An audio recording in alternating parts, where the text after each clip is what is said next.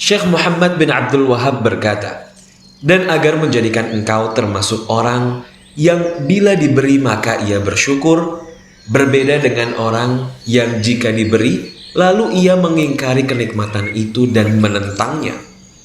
Karena sungguh banyak manusia, jika mereka diberi kenikmatan, mereka mengkufurinya dan mengingkarinya. Dan mereka menggunakannya untuk selain ketaatan kepada Allah Azza wa Jalla, sehingga jadilah menjadi sebab kepada kecelakaan mereka. Adapun orang yang bersyukur, maka Allah sungguh akan menambah kepadanya.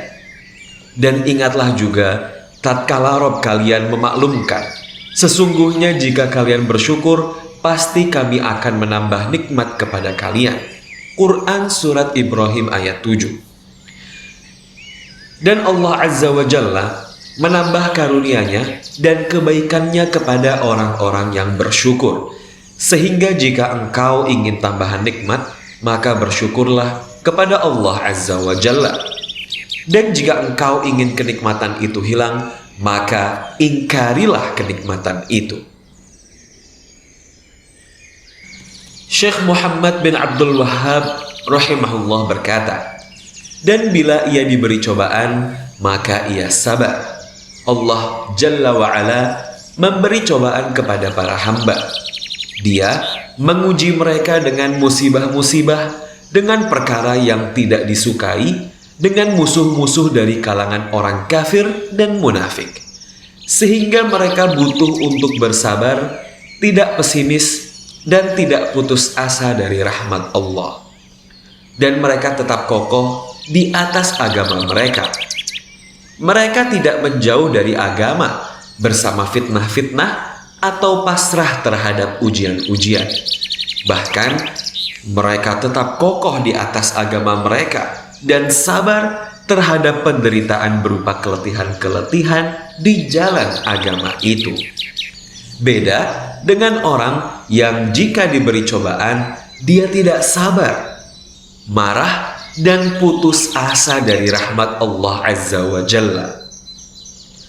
Justru ini adalah cobaan yang ditambah di atas cobaan dan musibah di atas musibah. Nabi SAW bersabda yang artinya, "Sesungguhnya jika Allah mencintai suatu kaum, maka Ia akan memberi cobaan kepada mereka. Barang siapa ridha, maka ridha Allah baginya, dan barang siapa marah, maka kemurkaan Allah untuknya." Manusia yang paling berat cobaannya adalah para nabi, kemudian yang semisal mereka, lalu yang semisal mereka. Para rasul diberi cobaan, para siddiqun diberi cobaan, para syuhada diberi cobaan, dan orang-orang mukmin pun diberi cobaan. Namun mereka bersabar. Adapun orang munafik, maka sungguh Allah telah berfirman mengenai mereka yang artinya, "Dan di antara manusia ada orang yang menyembah Allah dengan berada di tepi, yakni di pinggiran. Maka jika ia memperoleh kebajikan, tetaplah ia dalam keadaan itu. Dan jika ia ditimpa oleh suatu bencana, berbaliklah ia ke belakang. Rugilah ia di dunia dan di akhirat. Yang demikian itu adalah kerugian yang nyata." Quran Surat Al-Hajj ayat 11. Jadi, dunia itu tidak selamanya nikmat, mewah, lezat, bahagia, dan ditolong. Tidak selamanya seperti itu.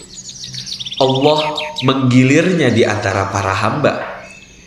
Para sahabat itu adalah seutama-utama umat. Ternyata terjadi pada mereka cobaan-cobaan dan ujian-ujian. Allah Ta'ala berfirman yang artinya, "Itulah hari-hari yang kami pergilirkan di antara manusia." Quran Surat Ali Imran ayat 140.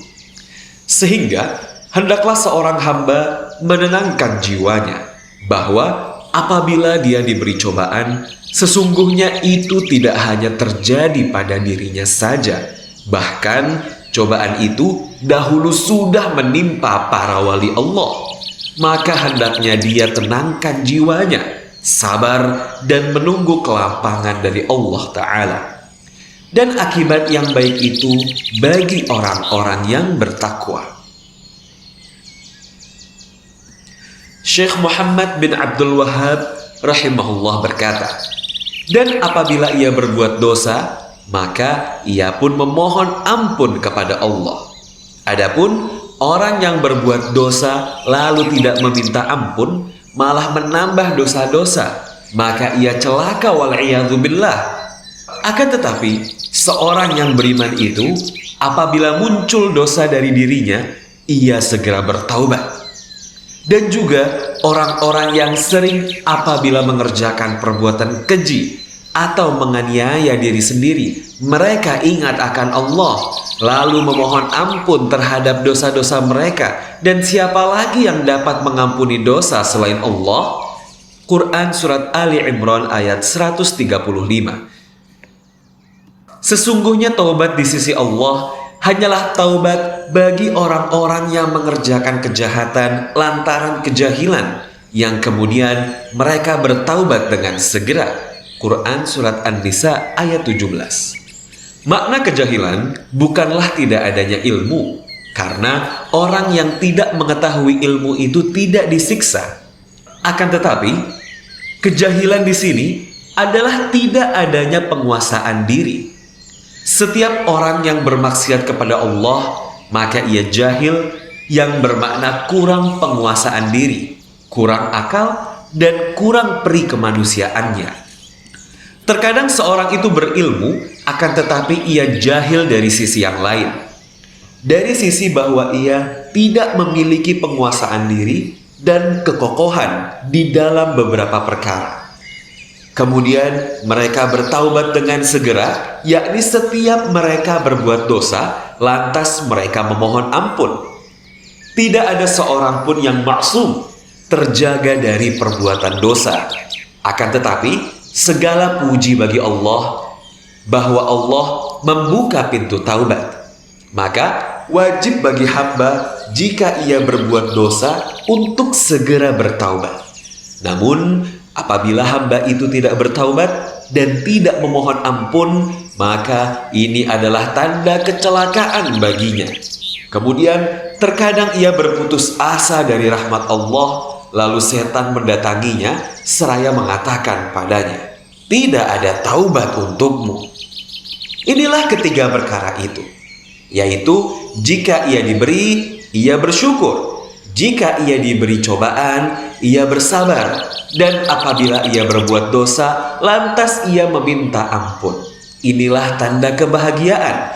Barang siapa yang diberi taufik oleh Allah di dalam tiga perkara ini, niscaya ia akan meraih kebahagiaan. Adapun orang yang dihalangi dari perkara tersebut atau sebagiannya, maka ia celaka. Ketahuilah, semoga Allah membimbingmu untuk menaatinya, bahwa agama yang lurus, agama Ibrahim, adalah bahwa engkau menyembah Allah saja dengan mengikhlaskan agama ini untuknya, sebagaimana Allah Ta'ala berfirman yang artinya, tidaklah aku ciptakan jin dan manusia kecuali agar mereka beribadah kepadaku. Quran Surat Az-Zariyat ayat 56.